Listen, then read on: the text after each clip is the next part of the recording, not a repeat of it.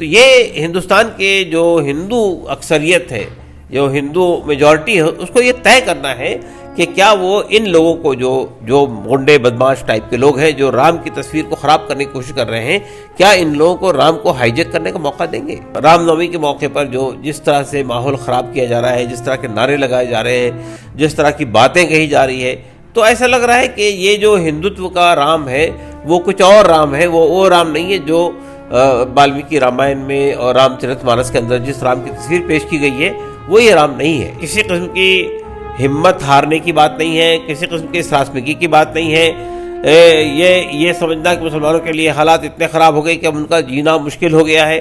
ہمت کے ساتھ، حکمت کے ساتھ، تدبر کے ساتھ، قوت کے ساتھ، استقامت کے ساتھ میں ہم کو میدان میں کھڑا ہونا ہے۔ دیکھیے، پہلی بات تو یہ کہ نہ تو مسلمان ڈرا ہوا ہے نہ کنفیوز ہے۔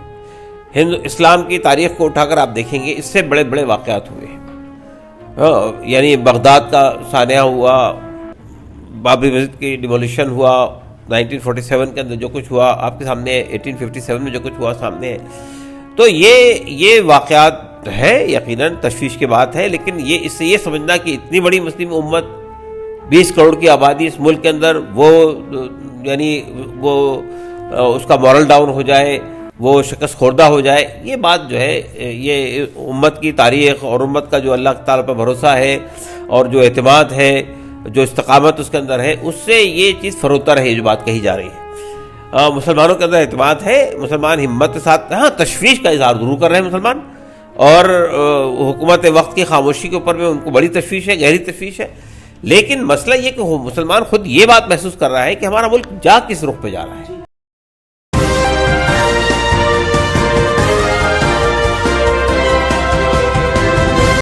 آپ دیکھ رہے ہیں پل پل نیوز اور میں ہوں آپ کے ساتھ ندیم اکرم۔ رام نومی کے دن دیش کے 9 راجیوں سے ایسی تصویر سامنے آئی جسے دیکھ کر کے ہر کسی کا کلیجہ کانپ اٹھا،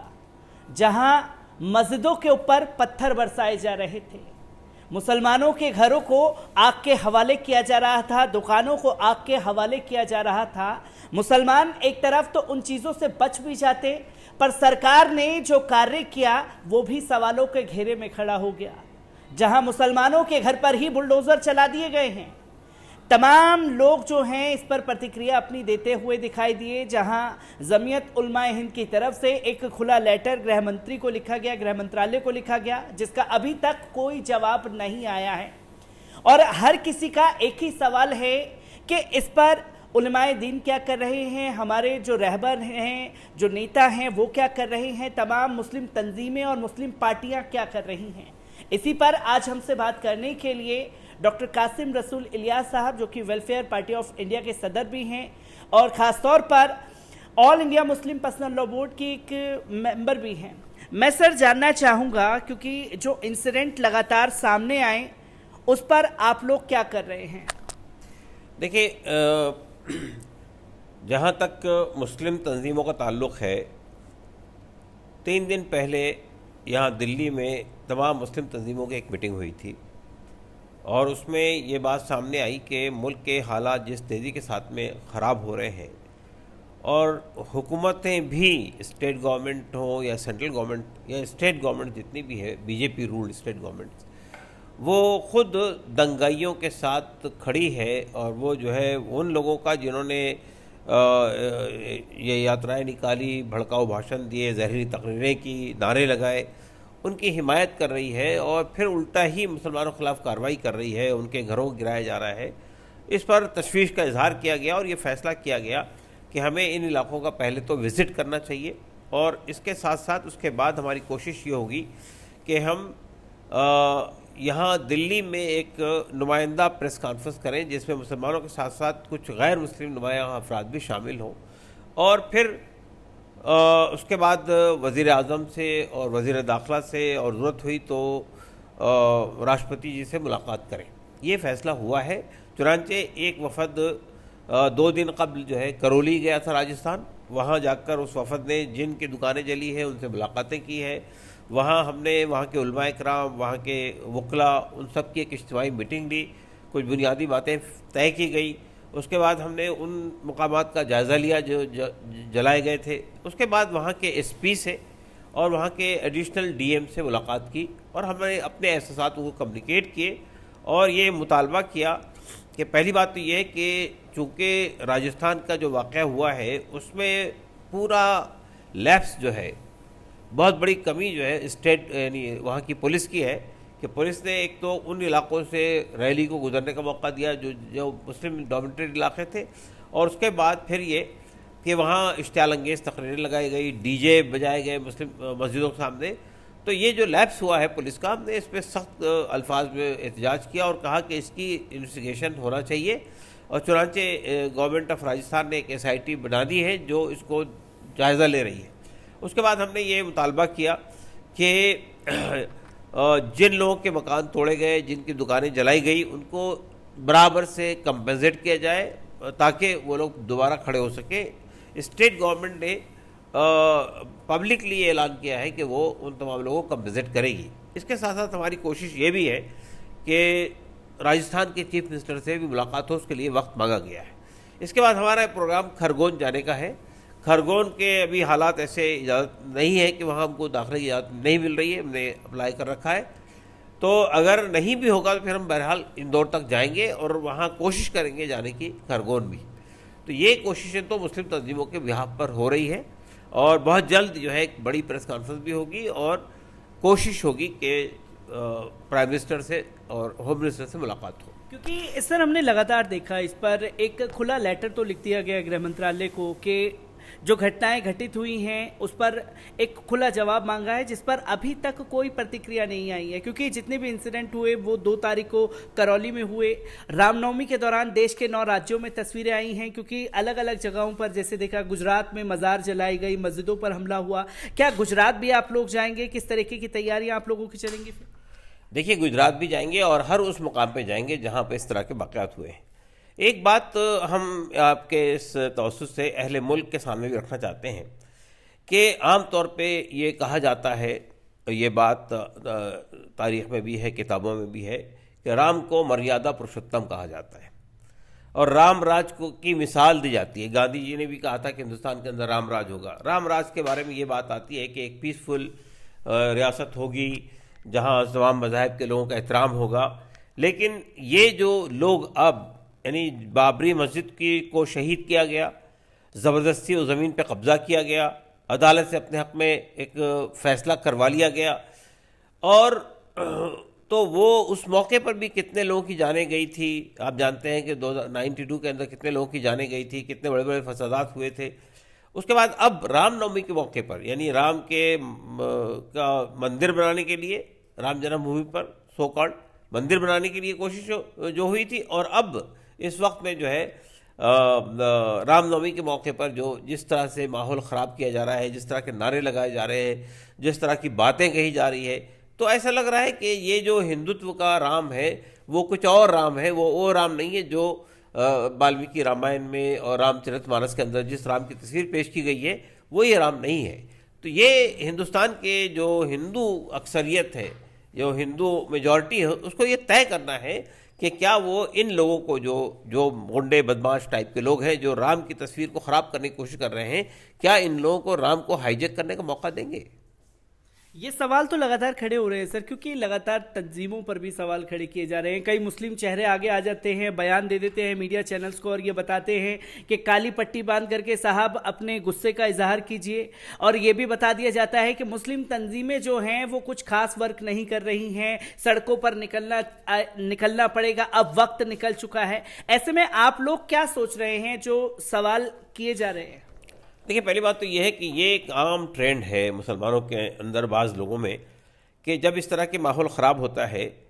تو BJP کی بھی اور RSS کی بھی یہ کوشش ہوتی ہے کہ بجائے اس کے کہ فوکس اس بات پر ہو کہ جو لوگ کلپرٹ ہیں، جو لوگ بدماش ہیں، جن لوگوں نے اس طرح کے حالات پیدا کیے ہیں، ان کے خلاف آواز اٹھے، الٹا مسلم تنظیموں پر، مسلم لیڈرشپ کے اوپر سوالات کھڑے کیے جاتے ہیں تاکہ مسلمانوں کا اعتماد اپنی قیادت پر سے ختم ہو جائے اور وہ ایک بھیڑ میں تبدیل ہو جائے. اس لیے کہ اگر کوئی بھیڑ بن جاتی ہے مسلمانوں کی یا کسی کی بھی قوم کی بھیڑ بن جاتی ہے تو اس کے خلاف کارروائی کرنا بہت آسان ہو جاتا ہے. تو میں یہ سمجھتا ہوں کہ جو ہمارے بھائی چاہے جذبات میں کہہ رہے ہوں، چاہے کسی وجہ سے بھی کہہ رہے ہوں، تو ان کو اس طرح کی چیزوں سے گریز کرنا چاہیے. نہ یہ کوئی موقع ہے کہ کوئی بھی انڈیویجول کھڑا ہو اور یہ اعلان کر دے کہ مسلمان جو ہے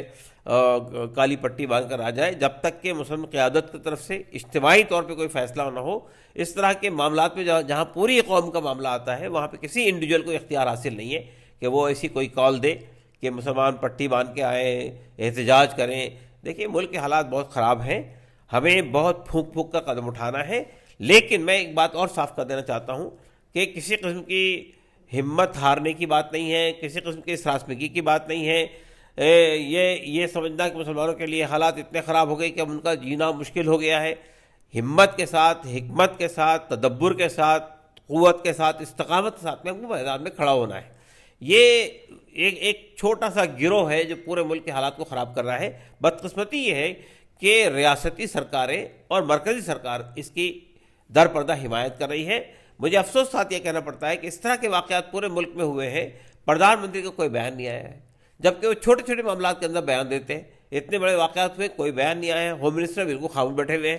تو یہ جو خاموشی ہے، یہ اس بات کی علامت ہے کہ حکومت بھی ایسے عناصر کی تائید کر رہی ہے۔ جس ملک کے اندر لا اینڈ آرڈر کا معاملہ انسانوں کے ہاتھ میں آ جاتا ہے، اس کے بعد پھر وہ ملک نہ تو آگے بڑھ سکتا ہے، نہ ترقی کر سکتا ہے۔ وشو گرو بننے کی بات تو آپ چھوڑ ہی دیجیے۔ وہ ملک کے اندر، جس ملک میں آپ یعنی آپس میں بھائی چارہ نہ ہو، جس ملک کے اندر تناؤ ہو، جس ملک میں لوگ قانون کو اپنے ہاتھ میں لے رہے ہوں، جس کی چاہ پٹائی کر رہے ہوں، جس طرح چاہ نعرے لگا رہے ہوں، تو ایسا کیوس والا ماحول پیدا ہو جائے گا تو ہمارا ملک کی جو 70 سال کی تاریخ ہے وہ خراب ہو جائے گی۔ کیونکہ اس سے لگاتار یہ دیکھا گیا کہ مسلم تنظیموں کے اوپر سوال کھڑے کر دیے گئے، کیونکہ میں لگاتار میڈیا کا بھی سینیریو دیکھ رہا ہوں اور سوشل میڈیا پر جو تمام چینل ہیں ان کا ایک سینیریو ہے، کہیں نہ کہیں All India Muslim Personal Law Board کو ہی کٹگرے میں کھڑا کر دیا جاتا ہے کہ All India Muslim Personal Law Board کچھ نہیں کر رہی ہے، جب سرکاریں اس پر کچھ بولنے کو تیار نہیں ہیں، الٹا جن کے اوپر پتھر برسے، جن کی مسجدیں ٹوٹی انہی کے اوپر بلڈوزر چلا دیا گیا، دیش کے پردھان سیوک پوری طریقے سے خاموش ہیں۔ ایسے میں ان مسلمانوں کو کیسے انصاف مل پائے گا پھر؟ دیکھیں، جہاں تک All India Muslim Personal Law Board کا تعلق ہے، یہ بات تقریباً کئی بار کہی گئی ہے کہ All India Muslim Personal Law Board کا دائرہ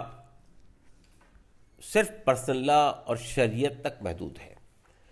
اگر شریعت پر، شریعت کے کسی قانون پر، مسلم پرسنل لا پر کوئی آنچ آتی ہے تو پرسنل لا بورڈ کھڑا ہوتا ہے۔ البتہ یہ اس طرح کے واقعات پر پرسنل لا بورڈ کا بیان آتا ہے اور جنرل سیکرٹری صاحب کا بیان آیا ہے،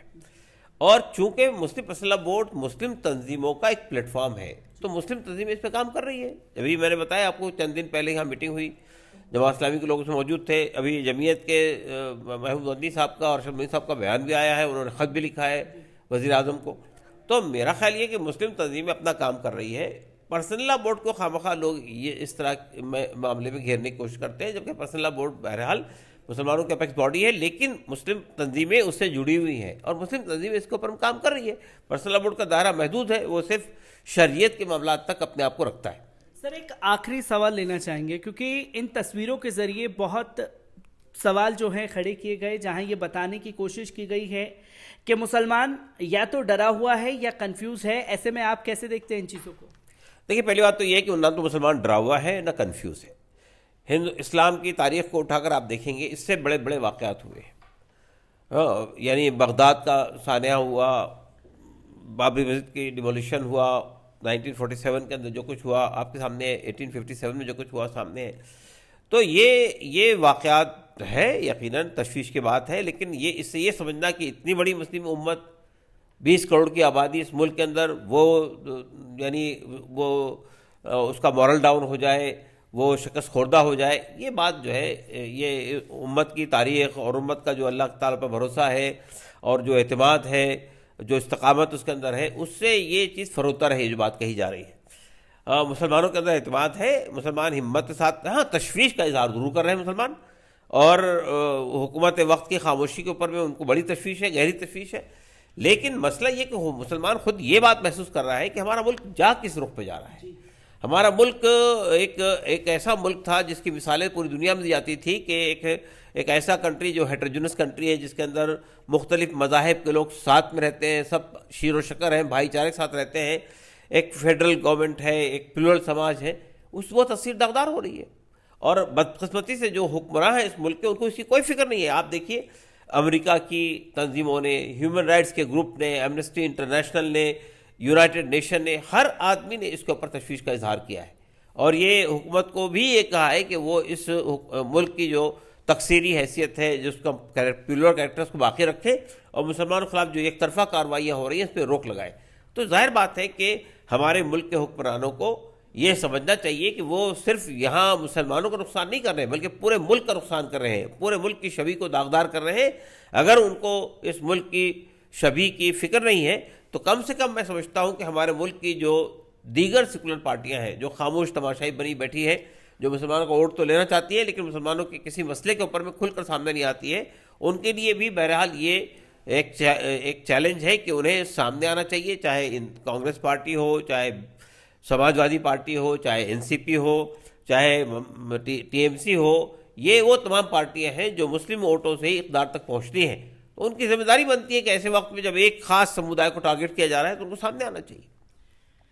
تو ڈاکٹر قاسم رسول الیاس صاحب ہمارے ساتھ موجود تھے, جنہوں نے کئی سارے سوال کھڑے کر دیے, اور بخوبی ان لوگوں کو جواب بھی مل گیا ہوگا جو لگاتار کبھی All India Muslim Personal Law Board کو گھیرنے کی کوشش کرتے ہیں, اور خاص طور پر مسلم تنظیموں پر لگاتار سوال کھڑے کر رہے ہیں.